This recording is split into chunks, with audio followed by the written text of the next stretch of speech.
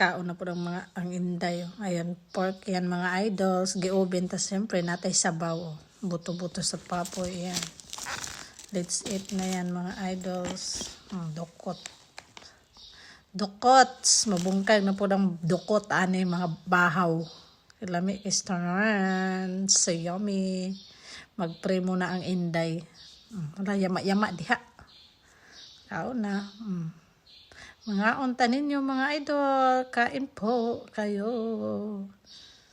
Ang mga bata kasi pinakain ko muna bago ko kumain mga idol, tapos na silang kumain. Kaya ano na lang sila naglaro. Churing yan.